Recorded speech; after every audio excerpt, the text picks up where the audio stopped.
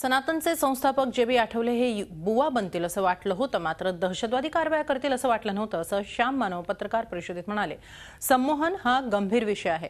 यात वेळीच लक्ष घातलं नाही तर भारताचा अफगाणिस्तान व्हायला वेळ लागणार नाही असा इशाराही त्यांनी दिलाय.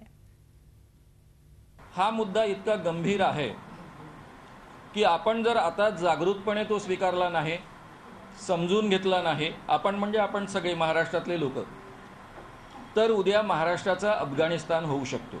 कारण या देशामध्ये, या जगामध्ये कोणालाही बाबा बनायचं असेल तर एकच योग्यता लागते आणि ती म्हणजे इतरांना फसवण्याची तयारी. आणि हे बाबा जर झाले तर हे अतिशय मोठे बाबा बनते. कारण जगातल्या सगळ्या आध्यात्मिक प्रक्रियांचा निचोड म्हणजे सगळे मेडिटेशन, सगळ्या आध्यात्मिक प्रक्रियांचा निचोड हा संमोहन शास्त्र आहे. मी स्वतः डॉक्टरांना म्हणजे हिप्नोथेरपी हा विषय ज्यावेळेस शिकवतो आणि कमीत कमी आतापर्यंत 1000 पेक्षा अधिक डॉक्टर्स, पोस्ट ग्रॅज्युएट डॉक्टर्स माझ्याकडनं हिप्नोथेरपी शिकून गेलेले आहेत, त्यावेळेस मी ज्या प्रोसेस शिकवतो त्या केवळ पॉझिटिव्ह प्रोसेस शिकवतो, निगेटिव्ह प्रोसेस शिकवत नाही. आणि तरी त्या प्रोसेस 50 आहेत. संपूर्ण जगभरच्या मेडिटेशनमधनं उचललेल्या प्रोसेस असतात.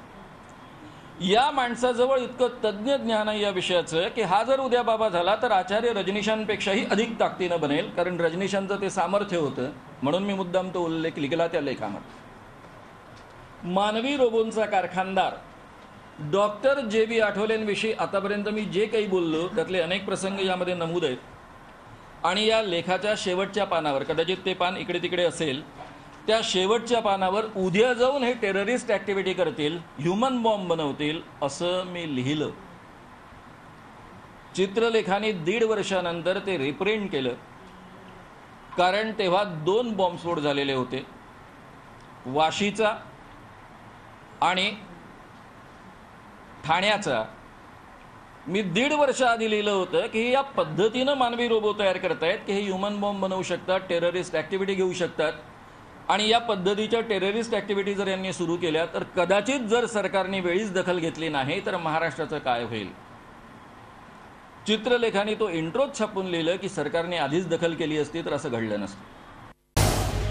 झी 24 तास रहा एक पाऊल पुढे.